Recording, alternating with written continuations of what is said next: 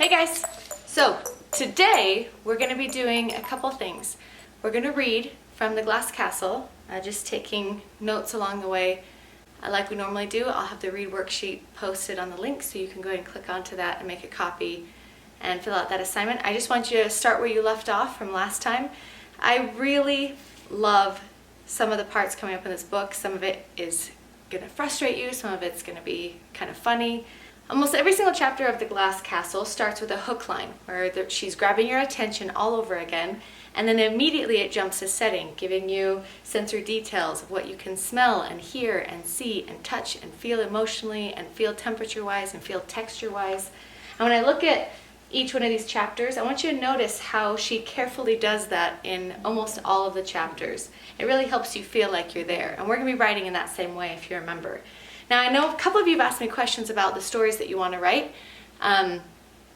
Remember, we're only going to be writing a short piece of the story, and really the trick of this piece of writing is that we're using lots of sensory detail to describe your own story. So I want you to read a bit today, and this time I want you to pay attention to what you like about the way she describes things and what you're able to really picture or understand or relate to because her descriptions are done well. Or you can point out places where you think maybe she could have described something better. P.S. You notice every single video, he's super cute before the video, and then through the video he turns into a land shark and bites me the entire time. Okay, so I want to have us actually start writing your personal narrative. I want you to pick a hook line, put it on the top, and then move right into sensory detail. Help your audience be there in the moment. Don't give any backstory. Don't explain why you're there. Show some of that in the moment of seeing reactions from other people in the room. Like, for example, I'm going to turn back to chapter 1. It starts on page 9 again. We've talked about this chapter before, but I want to show you how excellent Jeanette Walls is at writing the hook line and then transitioning into sensory detail in the setting. So her first sentence, "I was on fire," is a great hook line. I want to know immediately that why, are you okay, how did that happen? And then she jumps right from that hook line into what happens. You get a sense of where she is. You get a sense of what she smells, what she feels, what she sees, what she hears in that moment. I'm going to read this and I'm going to kind of point it out to you. Right away, we get where she is. She says, "It's my earliest memory. I was 3 years old. Automatically, I picture a 3-year-old. We were living in a trailer park in a southern Arizona town whose name I never knew." She's in Arizona. "I was standing on a chair in front of the stove wearing a pink dress my grandmother had bought for me." So in the trailer, she's in the kitchen. Where in the kitchen? In front of the stove. Where on the stove? On a stool. She's also wearing a pink dress my grandmother bought for me. Pink was my favorite color. The dress's skirt stuck out like a tutu, and I liked to spin around in front of the mirror, thinking I looked like a ballerina. But at that moment, I was wearing the dress to cook hot dogs, watching them swell and bob in the boiling water. Now that's a really good description. I can picture hot dogs and boiling water bobbing in the boils.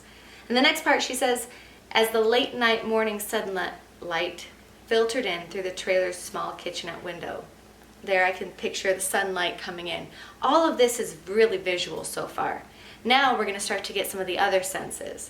She says, "I could hear Mom in the next room singing." She could hear singing while she worked on one of her paintings. "Juju, our black mutt, was watching me." I can picture him. A mutt, a black mutt. "I stabbed one of the hot dogs with a fork and bent over and offered it to him. The wiener was hot." We get a temperature, so Juju looked at it tentatively. "But when I stood up and started stirring the hot dogs again, I felt a blaze of heat on my right side. I turned to see where it was coming from and realized my dress was on fire." So she feels the heat. "Frozen with fear, I watched the yellow-white flames make a ragged brown line up the pink fabric of my skirt and climb my stomach. Then the flames leaped up, reaching my face." So we see this picture of these flames going up her tutu dress, flashing at her face. She screamed, a sound. "I smelled the burning and heard a horrible crackling as the fire singed my hair and eyelashes. Juju was barking. I screamed again." Look at all this audio. Screaming, hearing the horrible crackling, Juju barking, screaming again. And then also the smells, the smelling, the burning. One thing that Jeanette Walls does to keep our suspense after reading that hook line, "I was on fire," I have these natural questions like, "Are you okay?" And instead of answering that question right away to know if she's okay, she instead puts me in the setting. So it keeps the suspense because I still want to know if she's okay as I'm learning about the way things are looking and what she sees and hears and smells throughout the fire experience. Later, I'll find out that she's okay. That's what I want you to do for your hook lines too. We're going to start with your hook line. And then instead of answering that question that your reader has about the hook line, for example, if she said, "I was on fire, but don't worry, I'm okay," I'm no longer interested in reading her story. Instead, just like she does, we're going to have your hook line, and then the next section, don't answer the question that the reader is going to have in their mind about your hook line. Instead, we're going to focus on this setting. What things look like, smell like, feel like, taste like in that moment.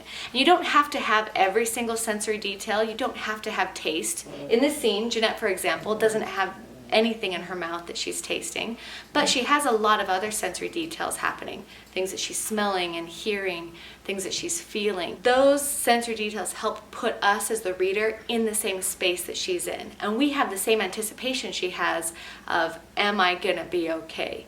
Your next assignment is going to be to write the first paragraph of your story. You've already got that hook line picked out. So next, we're going to jump right away into giving me the setting.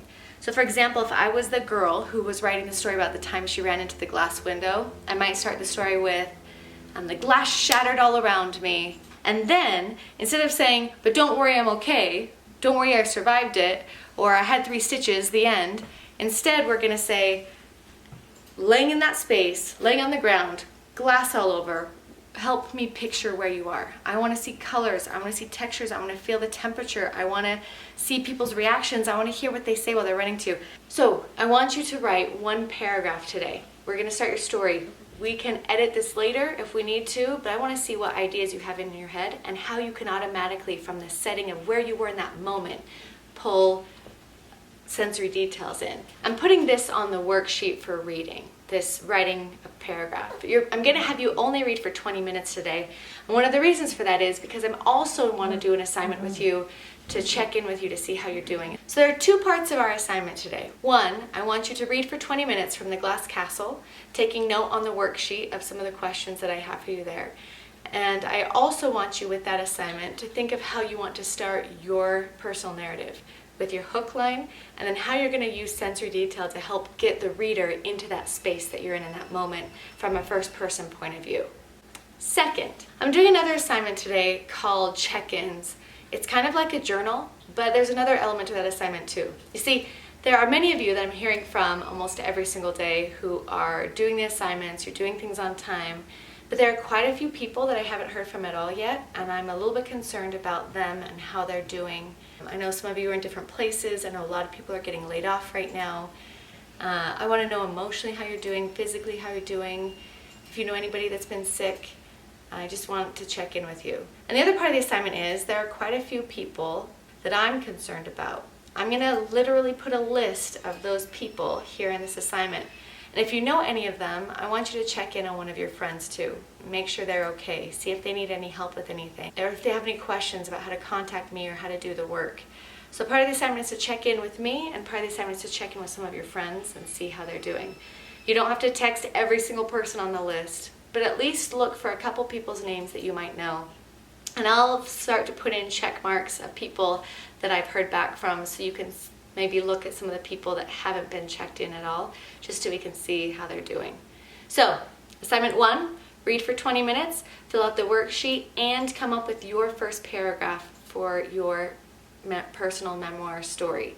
Assignment number 2 is a journal. I want you to check in with me, and I want you to check in with your friends. Make sure everybody's doing okay, and see if anyone needs anything. Okay, I know you need to do social distancing, but if you do have a friend that needs some help, maybe there's some way that I can help them, or you can talk to me about what they might need, and we'll do our best to help take care of their needs. If it's an internet need or a computer need or something else entirely, let me know so we can try to take care of people that we love.